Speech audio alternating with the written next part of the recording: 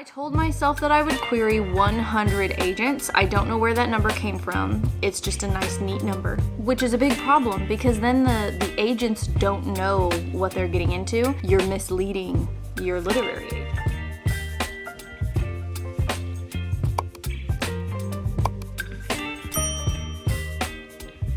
Hello friends, welcome back to another video. So I've been reflecting and I thought I have some thoughts about the querying process and some thoughts about traditional publishing that I wanted to share because I have made so many mistakes and I've learned a lot in the past couple of years, and so I thought it might be interesting to kind of tell you guys about the book that failed, my first ever book that I queried agents to, traditional publishing agents, literary agents. I've mentioned it briefly throughout random little videos, but I've never actually shared the full story with you guys. And I do think that there's something that I have for sure learned from that whole process. And so I thought I would share what I've learned. It's a weird place to be. It's a weird process, honestly. Traditional publishing has some issues. And this is not going to be like a rant about traditional publishing. I still want to be traditionally published with my current work in progress. It's a dark academic adult fantasy. It's going to be technically my third finished book. I'm going to take you through the story. So if you either don't know what it's like the whole process, and you kind of want an inside peek into what it's like to experience the process of querying to literary agents, and you want to maybe learn some do's and don'ts, then hopefully this video has found you and it will be helpful. So I'm just going to set the scene for you. It's summer 2017.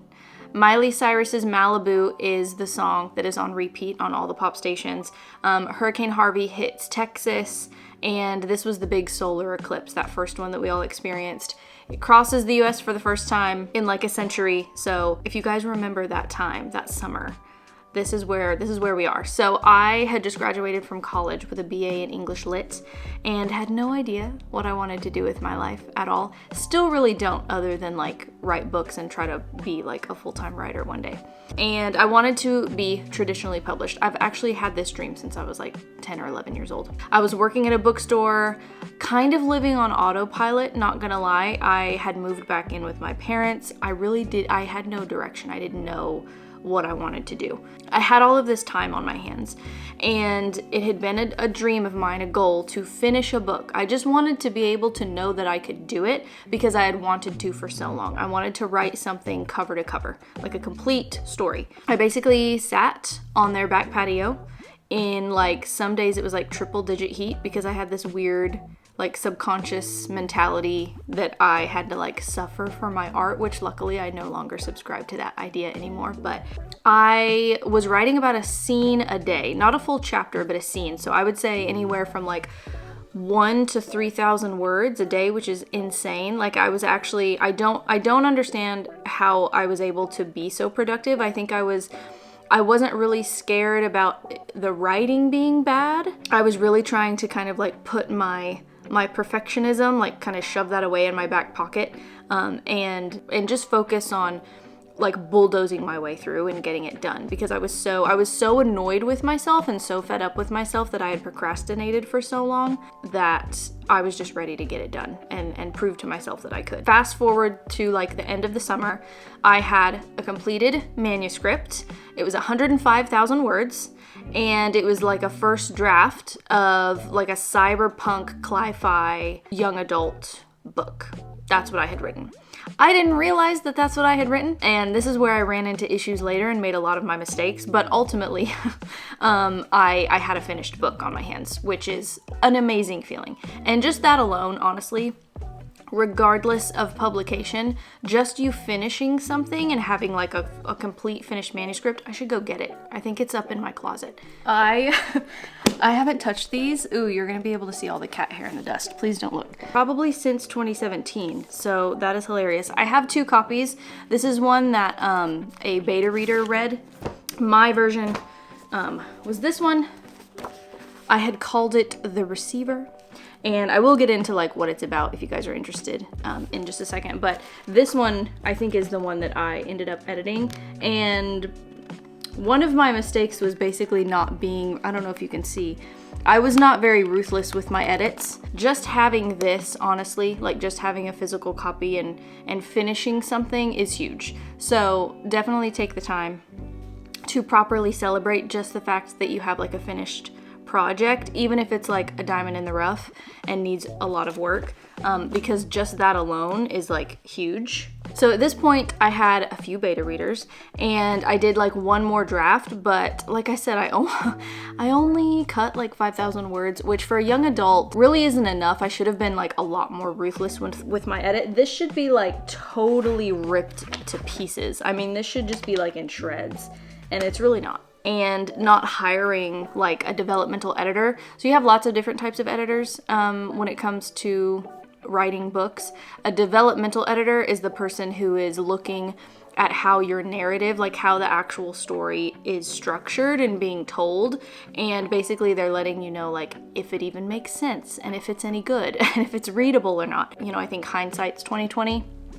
It would have been really nice, but also really probably discouraging, because I don't think the story as it stands right now is very strong. And ultimately, this is kind of like me confirming to myself that it was probably a good thing that it didn't get published, because it was not, honestly, this is not work that I would want my name on out in the world. I cannot recommend enough actually hiring an editor to go through and look at your work.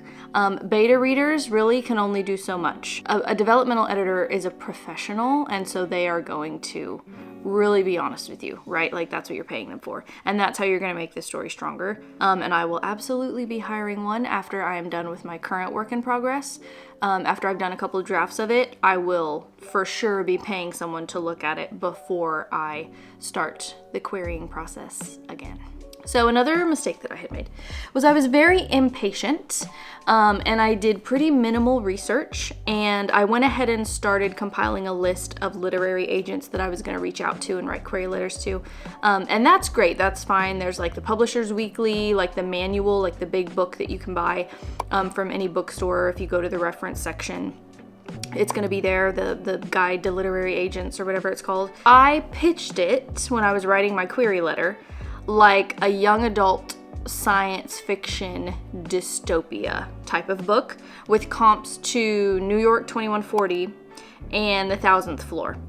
Now, one of my mistakes was I hadn't read either of those books, so I was just going off their blurbs and kind of the vibe of their covers, because those covers definitely fit the vibe of the story that I wrote. So I don't know actually if those are like, I mean, I literally just did it based on the synopsis. So not reading your comps and not really maybe fully understanding if you have accurately compared your book to another book, probably something I could have done better on. It is set in Manhattan in 2084. Oceans have risen, like due to climate change. Society is now stratified, and so you have the poor living trying to survive at ground level, and then all like the uber rich people live at the top of the skyscrapers. There's no middle class anymore, but there is advanced technology because it's like the 2080s, and so there are these like mecha robots that can be piloted by humans.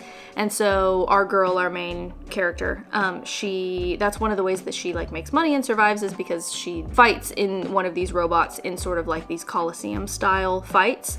And the people who sponsor these fights are some of the elites who sort of come down from their ivory tower every now and then to make bets on these fights. One of the young men notices her and kind of admires her toughness and her tenacity, and then he ends up proposing this opportunity and gives her this deal, this sort of ultimatum, and she takes it. It's a deal she can't refuse, because basically it will allow her and her older sister, who's her only family that she has left, to move up into one of the skyscrapers and like immediately improve their quality of life. So that's our inciting incident that happens within the first couple of chapters, I think. And yeah, the rest of the book goes on from there. So that's what the book is about. And I still think the concept is really strong. I still love, I would still absolutely like do drafts of this in the future. I've thought about turning it into like an adult instead of a young adult. I've thought about that. The problem with my query letters, well, there were multiple issues. First of all, I just didn't really do enough research. I really truly didn't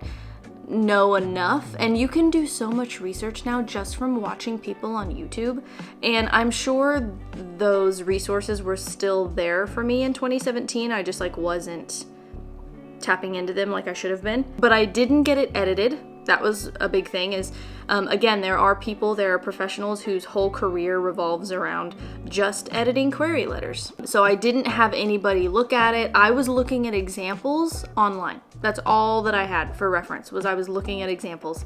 I would literally Google like query letter for a young adult manuscript, and I would just read things, like whatever I could find online. Reading it now, it has lots of issues. And then the second thing was that it doesn't actually accurately represent the book. I was literally not using the right genres, which is a big problem, because then the agents don't know what they're getting into. And then if they were to request, hopefully, like the goal is that they request either a partial or a full, meaning they request part of the manuscript, like maybe 5 chapters or 10 chapters or whatever, or they request your full manuscript.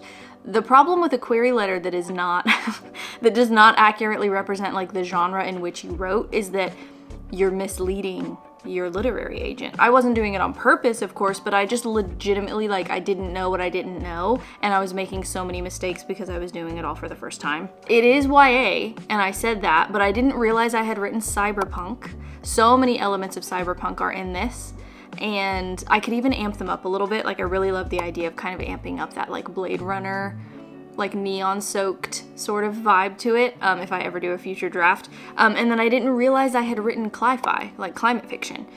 So right off the bat, I just wasn't giving the agents accurate descriptors. So if any agents had been in the market for a cyberpunk or a cli-fi, I wasn't getting their attention because I didn't even have that in my query letter, you know? I also didn't realize how long it takes for agents to get back to you.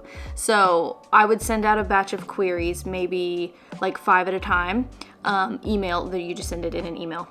And I'd wait a couple of days, maybe a week, and then I'd like send out another batch. So I was not allowing the possibility to receive feedback from any of the agents that I had sent, you know, things to in previous weeks, and then maybe pivot based on their feedback, and like adjust the verbiage, etc. That's a problem because you really have to give them time to respond, and sometimes it can take easily weeks, probably not less than weeks, sometimes months to respond. I also didn't personalize them. You really have to personalize your letters in order to make them stand out. You want the agent to know that like your book is maybe similar thematically to something else that they just recently published, or something that's on their manuscript wish list. And so you want to personalize, like, hey, I saw that you represented this author who published this book.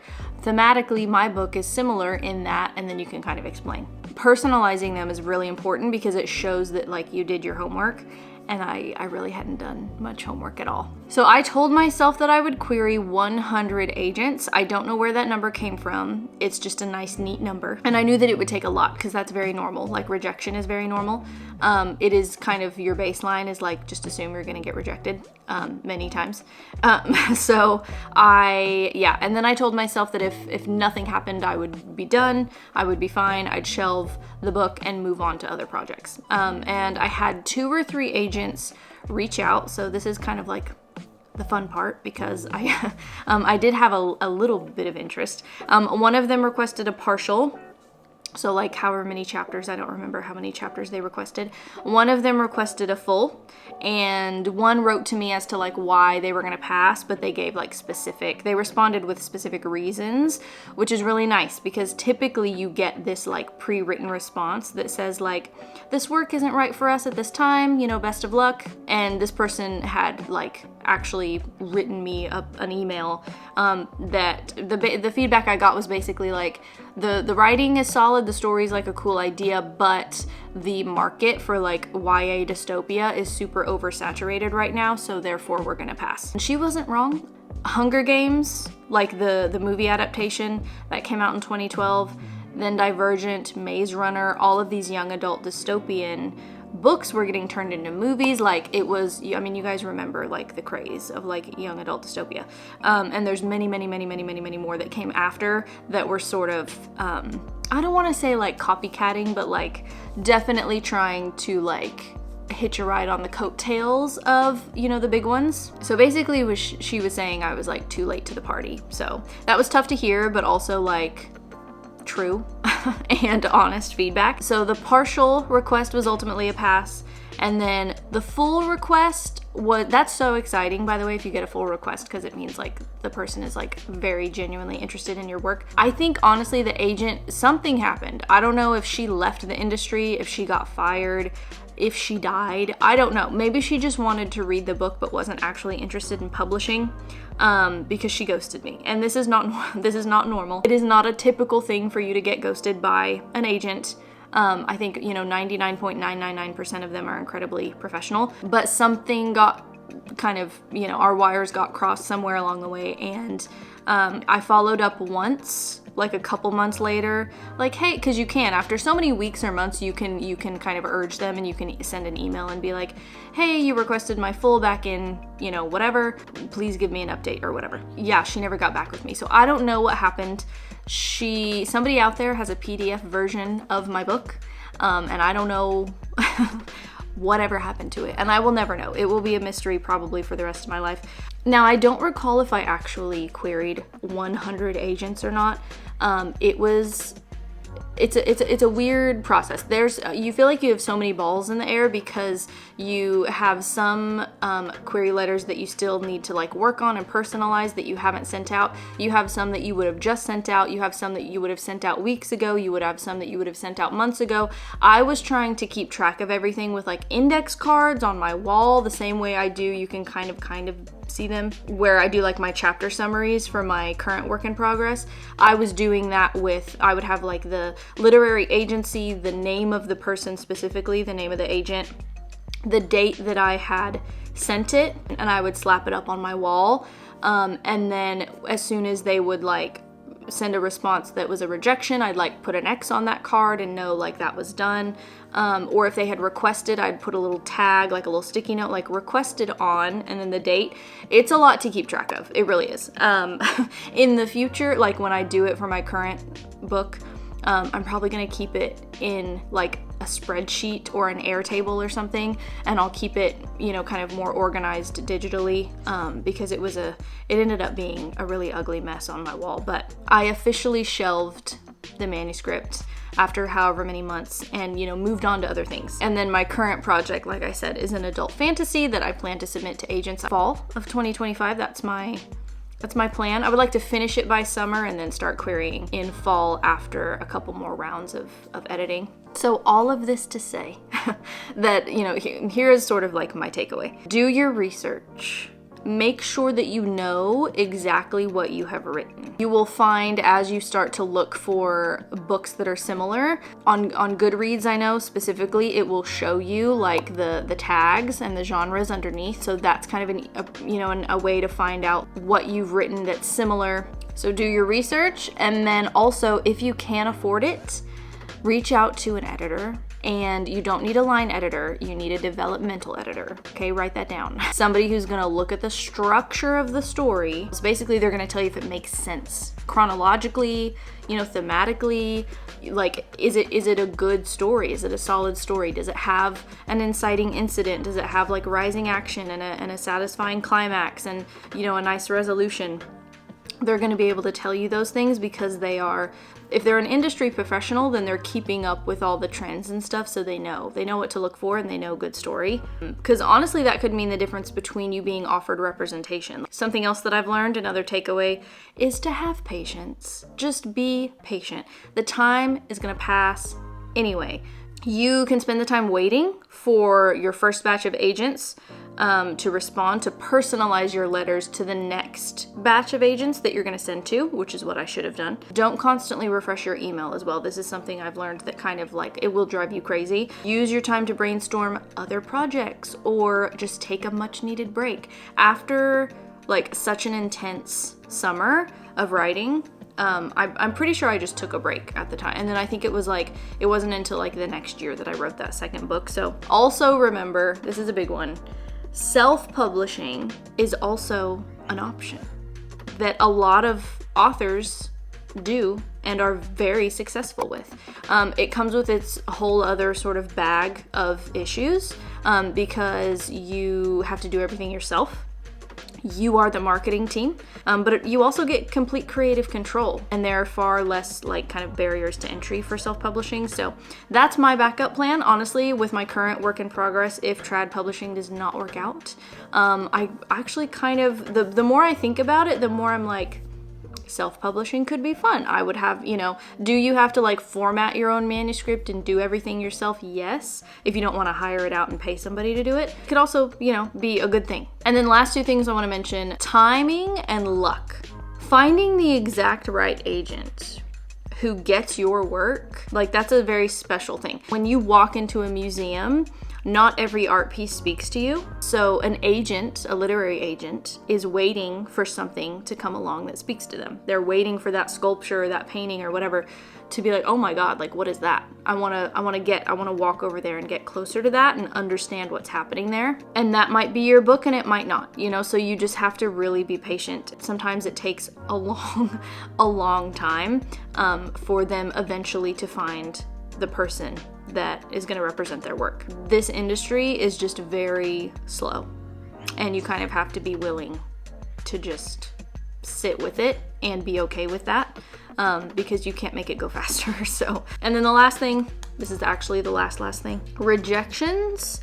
Those are a part of the process. You will be rejected. Like you will. I can promise you. It's like death and taxes. And it is not personal, and it's not something that you should take to heart or take offense to. Rejections are not personal in this industry. It is ultimately a business. I think that's what you have to remember about traditional publishing. So they're in it to make money. Ultimately, it's a very creative thing to write a book. But if you're talking about trad publishing, we're talking about making money. That's what they want. I hope all of that rambling helps you somehow, some way. I am so not an expert. This is just one person's personal experience. I would love it if you left questions below, if you have any, and I will maybe not be able to answer them myself, but maybe point you in some sort of direction. So anyway, thank you guys for listening to me ramble, and I'll see you in my next video. Bye guys.